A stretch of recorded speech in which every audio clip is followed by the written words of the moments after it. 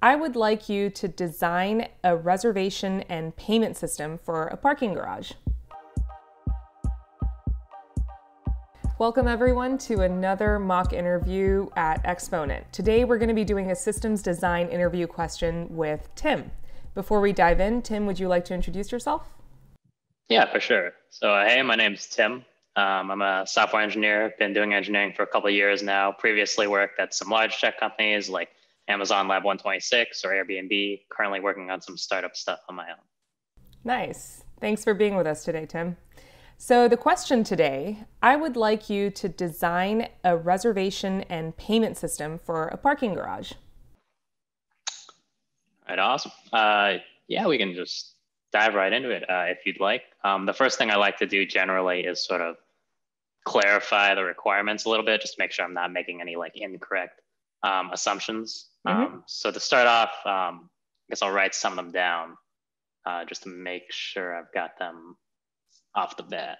Sure. Let's see. So for this type of reservation system, presumably we need a way to be able to like reserve a parking spot and maybe receive some kind of, I guess, ticket or receipt.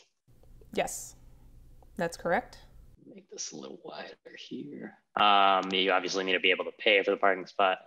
Yep. And then I guess this might be more of like a scale requirement, but at a higher level, if we think about this type of like product, we'd probably prefer to err on the side of higher consistency. Just because like if I'm thinking about it, we probably don't want two people to be able to reserve the same parking spot, obviously. Yep, absolutely.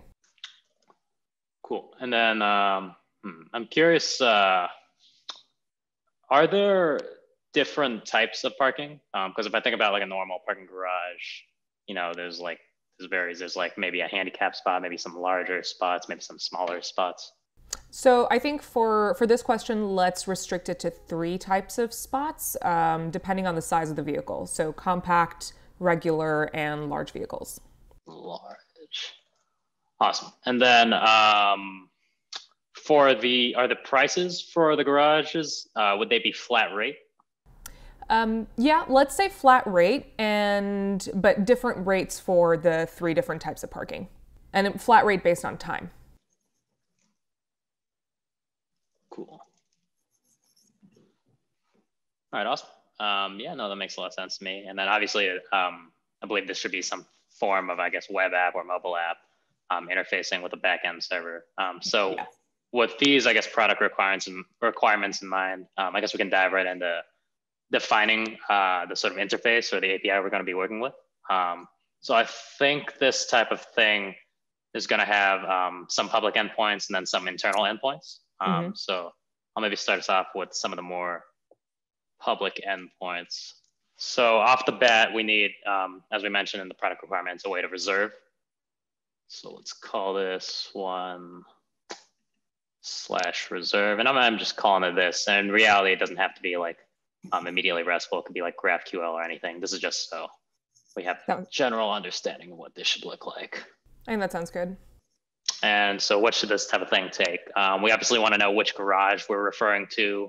We want to know, I guess, when the time duration during which this should be reserved as well. So that seems pretty reasonable. So let's go with those. Something along those lines. And then as we mentioned in the sort of product requirements, we should return some type of receipt or ticket. So let's say it returns a tuple. Obviously, we want the specific spot, as well as potentially like a way to identify which specific reservation we're referring to. So we just call that like a reservation ID. Okay. So yeah, that seems reasonable for that. Then there should be some form of payment endpoint. And obviously this is probably beyond the scope of the specific problem per se, but the actual implementation could probably just be handled by like a third party. So yeah, we want to pay by reservation ID, and then I want to say like, you know, you could probably end up using something like Stripe or Square, or like alternatively, you could implement your own. That's like a little more complex. Yeah, I think we can assume that a third party will be taking care of that. Cool. Yeah. Awesome. And then, yeah, you asked, you got to be able to cancel your reservation. That seems pretty reasonable. Yeah. Just because, things come up in general. So yeah, we should have a cancel endpoint as well. Let's call that here text left. And yeah, similarly, you should be able to pass the reservation ID. And I think it should handle the rest on its own. So that seems pretty reasonable for, I think, our public endpoints, at least for the functionality that we're describing here. We're probably going to have a few more endpoints on the internal end. So let's get started on those.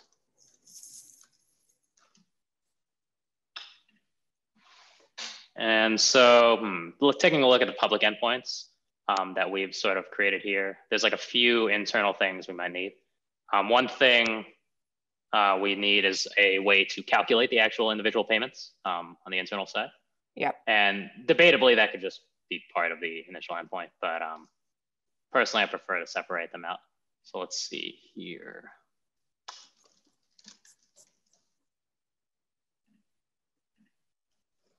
And yeah, so similarly, that should just take the reservation ID because presumably and this, we can delve into this more later when we define our actual data schema, but presumably the reservation ID tells us like which specific garage we're referring to and then like what the actual times are. That way we can sort of get the individual rates based on like what garage it is, and, like what time it is. Yeah. So that should be fine. Okay. And then on the reserve side, we probably need let's say a way to check what spots are currently available. That seems pretty reasonable from a UI perspective. So let's say we have a free spots endpoint. And one thing, I guess, when we're considering the parameters of what this specific endpoint might require, obviously we need the garage. But some other things that might be prudent are like the type of vehicle or the time. And the reason I say that is if we think about it, the larger spots, like you mentioned that over here, we defined like there's a compact, there's a regular, and there's a large. The larger spots actually end up being able to be used for the smaller vehicles. Obviously, we would prefer to not have to do that down the line. Like we would prefer to use up all the smaller spots. But reasonably, if all of those spots are full and someone wants to reserve a spot, they should be able to reserve a larger spot, at least in my opinion. So those are just some things to note, I guess. Yeah. And then there's some of the more complex logic that's going to be held should be in the actual allocation of the spot. We don't have to dive into the minutia of the actual algorithm of that right now. But for now, let's just define that as, let's say, allocate spot. And that should similarly take a garage ID, a vehicle type, and a time. Okay. Cool. And yeah, that seems pretty reasonable for the three we have here. Some of the more optional things, I guess, we could be adding if I'm thinking more about the actual product. Obviously, the ability to create an account seems pretty reasonable. If it's like a garage you're going to be end up using over and over, we may want to incorporate that. So let's say we have a create an account endpoint. Some things that we might need there are, let's say, an email and a password seem like pretty reasonable for the initial things. And obviously we do some hashing for that. We don't want to store that in plain text. And then some more optional things like, let's say, first name or like last name. Yeah. Yeah, just as another thing to like note, optionally, you could also just implement third-party like single sign-on options like Google or Facebook login. Yeah. And their payment details, I'm assuming, are going to be taken care of by whatever third parties handling that. Exactly. Yeah. Cool. And then let's say we just have like a login endpoint just because you need that once you've created an account. Cool.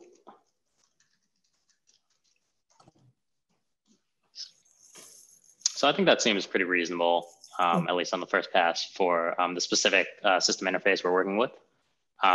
So let's maybe consider the actual like scale or scope of the problem. And we tackled that briefly when we discussed how we want like high consistency given the nature of this problem.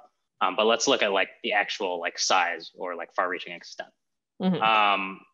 It's honestly my initial impression is that we're not likely to deal with like many at scale issues with this type of problem. Like on a per garage basis, like even if we upper bound a garage optimistically at like 10 floors, like I don't think the average parking garage is going to have 10 floors, but let's upper bound it just for the sake of this problem. And let's say there's maybe like 200 spots per floor. That's like 2,000 relevant spots per garage. And the system, like I guess with 2,000 relevant spots per garage, I don't think there's that many parking garages in the world. So I'm not particularly concerned about designing this as a more distributed system. Like I think even if there's like 1 million parking garages, I don't like that's still not within the realm of like big data, in my opinion. So I don't think that really factors into the considerations here. That being said, as we mentioned before, we care most about the system being up to date. We don't really want to run into a race condition where like we happen to allocate 2 of the same spots at the same time. So those are just something to keep in mind. And then, yeah, I guess given that we are probably not going to run into that many at scale issues, we can sort of jump over to the data schema side of things, how we're going to design the database. Sounds good. So let me shift over here on Whimsical. And then, yep, data schema. Cool. So I guess what are some of the first things we probably want to tackle here? Reservations are obviously the point of this entire product, so we can start with that. Let's go with reservations. Create a table here. Cool. And to start us off, we have, I guess as most tables will, we have an ID. And this is our primary key. We can sort of define it as a serial within most relational databases. And I apologize. I tend to lean towards relational databases for most of this type of problem. Reasonably speaking, you could probably go into more of a NoSQL type solution, but just more of my expertise lies in the relational database side. So presumably like some type of Postgres or MySQL is what we'll be working with here in this type of thing. So I'll be designing the data schema with that sort of perspective in mind. Okay, that's totally fine. Awesome. So yeah, back to the reservations, initial field ID, the serial, that way it sort of increments as you add more and more. That seems totally reasonable. What else would we want? So the other information we'd want in this sort of table, we need like which specific garage it's referring to, which spot we actually ended up allocating to it, and then the start and end time seem like pretty reasonable things, as well as, also whether or not, I guess this has been paid. Depending on like how you want to format the product, you might be able to pay like on site as opposed to like in the app per se. So that sort of status might be reasonable. Yeah, so I think that's good. Garage ID, and I think we can, presumably we're going to be making a table down the line with this, so we'll call this a foreign key as well. Then let's see, we have the spot ID, and now I think about it, it's probably not unreasonable to make a spot table as well. That way it could sort of have the potential vehicle types and whether or not it's like reserved at a specific time. Yeah. So let's go with that also. And then, yeah, we want the start time. We want the end time. And yeah, I guess it's just paid or not paid. So we can just call that paid. Cool. Okay. So yeah, that seems pretty reasonable for a reservation table. And obviously we can end up adding like user ID or such if we end up having those. But like for now, this is like the important part. Yeah, I think this is good to start with. Perfect. Yeah, so let's, I guess, move over to creating a garage table or garage table. There's this whole debate over whether or not you should be using singular or plural in table names.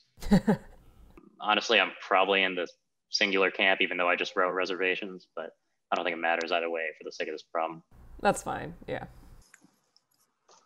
Yeah, so this will also obviously have an ID.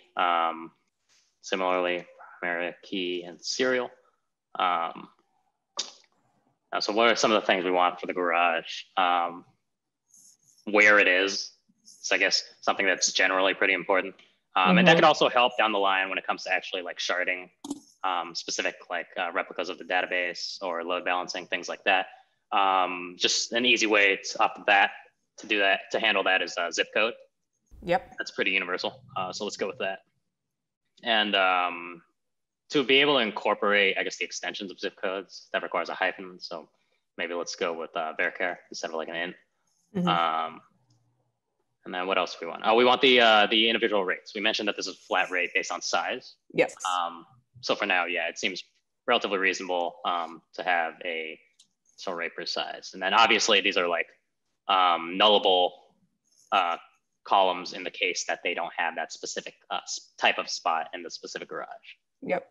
And one thing to note here is I'm using decimal. I know there's obviously some issues down the line regarding like floating point errors and calculations and payments. I think decimal is the Postgres type that should be able to handle that. I'm not confident that there's an equivalent MySQL type, but I'm sure there is.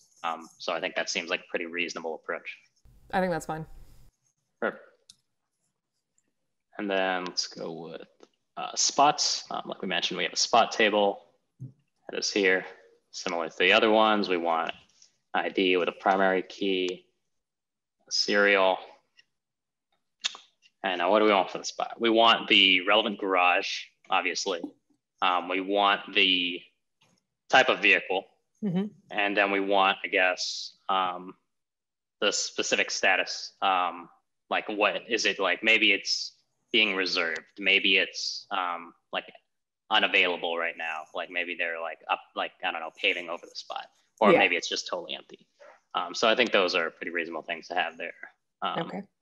So the garage ID, obviously it's a foreign key and I guess it's a secondary key. And then we want the vehicle type. And for now, I'm going to call this an enum.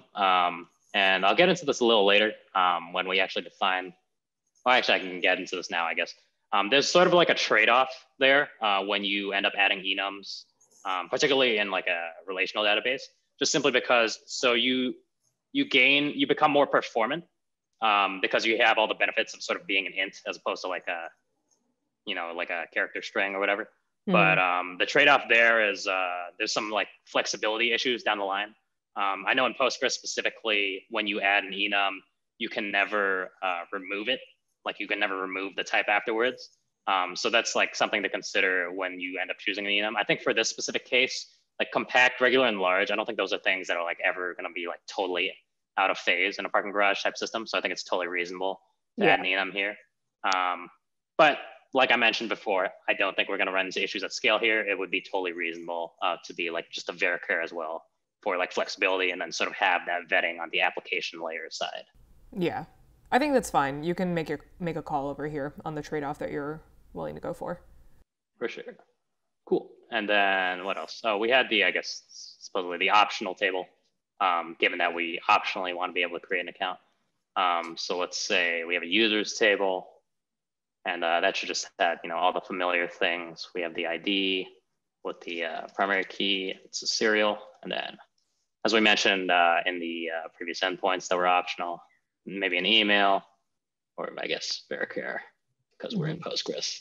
And then varchar as well. And note that this is probably like something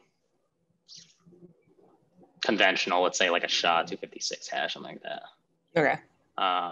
And then, yeah, first name, obviously nullable as well, and last name, nullable. Cool. And then, I guess arguably, if I'm thinking about like the nature of this type of application, the whole reason we wanted an optional users in the first place is just so they could like recurringly reserve a spot. And if we want to be able to recurringly reserve a spot, we probably also want the type of vehicle. Actually, we might want the type of vehicle in general. So I think a vehicle table is like a totally reasonable thing to have in this sort of scenario. Yep, I think that's fine. And then let's go with ID as usual. And then, yeah, so optionally like a user ID, that could be a foreign key, an int. And then let's say we want their license, seems reasonable. And then, yeah, probably the vehicle type, again, similar to the one that was in the spots table. So yeah, I think that probably covers our requirements here. I mean, obviously I can add more as we go through the problem, but for now, does that seem like a... I think this seems good. Yeah, this looks reasonable. Maybe we can dive into what the high-level architecture would look like. Yeah, for sure. So yeah, we can sort of get into that here. We start us off with, the very basics. We want like a application UI. It can be either web or mobile. Mm-hmm. And then we want some sort of like backend server. So let's say here we have I don't know, web app or mobile UI, depending on the sort of need, or maybe even both. And then, yeah, over here, let's go with a sort of a backend server. Yeah, this will talk to this, vice versa. Cool. Now, some of the deeper considerations to have, I guess, here are obviously we're going to have a database. As we mentioned before, the one that I end up leaning towards is sort of like a Postgres DB. So let's just call this DB. And then go here. And so that's just like off the bat. In reality, we can end up doing a number of different adjustments here, I guess. One thing that we can consider is that a potential consideration is splitting the backend server into like a reservation server and a slot server, given the complexity of allocating slots. That seems probably a little unnecessary here. A bigger thing that might be more reasonable is, given that we sort of described up here that the system needs to have a high consistency, we noticed that in this type of problem, we probably want to be able to read more, like way more than write. So if we're going to be reading a lot more than writing, we probably want a number of different read replicas for the DB. So we can actually, let's say, separate out this here, move it up this way, and then can I just copy this? Oh, yes, I can. Awesome. So yeah, let's call this a read replica.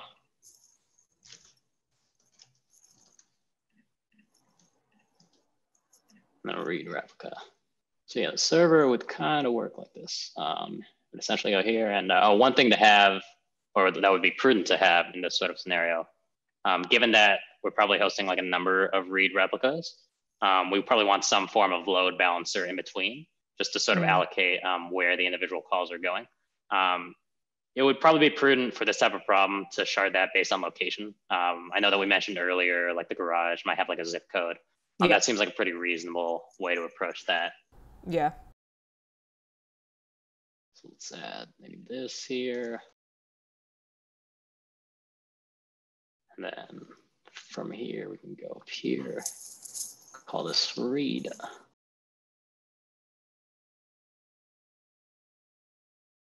Call this read.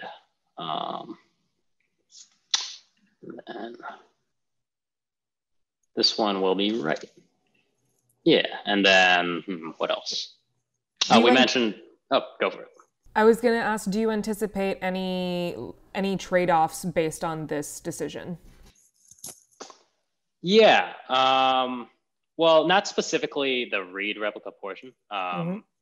One thing that I guess is likely going to end up being a specific trade-off, as I was sort of pathing towards, we mentioned that this type of thing sort of wants a high consistency. So I think it's like pretty reasonable to take a strong consistency approach versus like an eventual consistency approach, just simply because if we think about the nature of someone using this application, like from a customer perspective, it's likely not the case that they're going to be super frequently reserving things, like probably not more than like even twice a day at most, and that already seems a little excessive. So in reality, they're probably very willing to wait or deal with like a higher latency, which is, I guess, the trade-off you make when you have strong consistency versus like eventual consistency, where you like increase the the execution on the customer side, like in the customer's view. But the trade-off you make there is like you might not have the exact data. We want exact data because we want them to be able to know that the spot that they're reserving is like specifically the spot that they'll get. And the way that that's tackled in this sort of setup is you basically read lock. That's like an initial approach that a lot of people use. seems pretty reasonable as well, especially for something that's not necessarily at an aggressive scale. In the sense that when someone's writing to the PostgreSDB, you read lock the replicas. That way they sort of wait for the result to finish. That way you know the data is up to date as possible. One potential consideration in the future of that might be, depending on how you want to split up and shard your database, you might want to consider the logic of read locking based on location. Because if we think about it, why would we read lock, I don't know, something in Wisconsin if like someone's reserving something in California? But that's like a little more of a complex decision down the line. Okay, yeah, I think that would be a good next step. Cool. And then I think that's one other thing we mentioned up here that we have like a payment and it's likely to be using an existing third-party payment. So we just draw that in here. Let's say it's like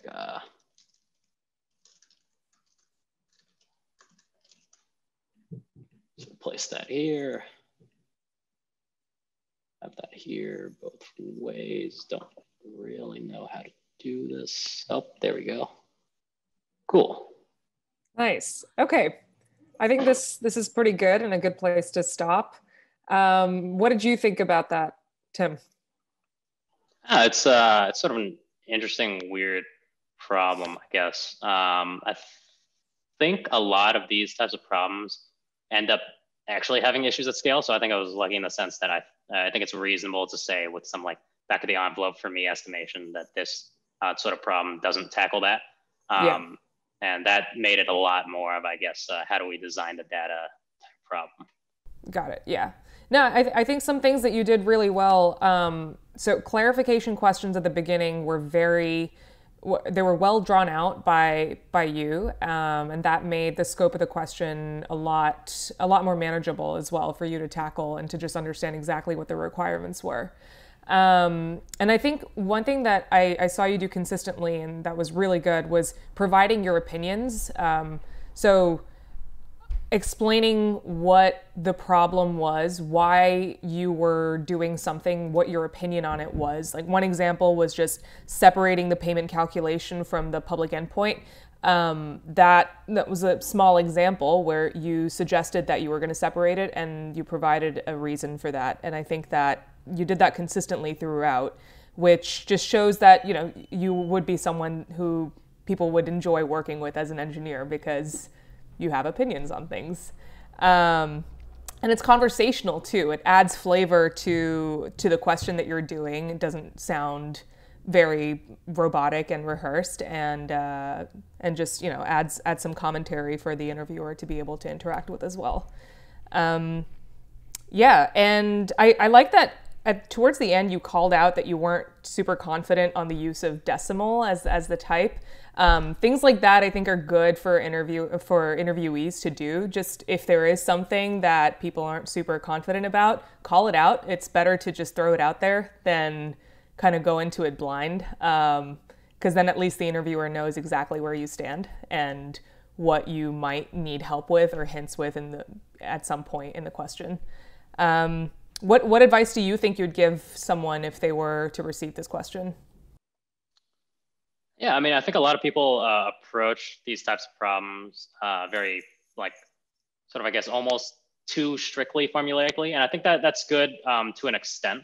And I think a lot of the reason for that is like algo problems are like another metric that people are generally like evaluated on, and that honestly probably doesn't have too much bearance on the actual job.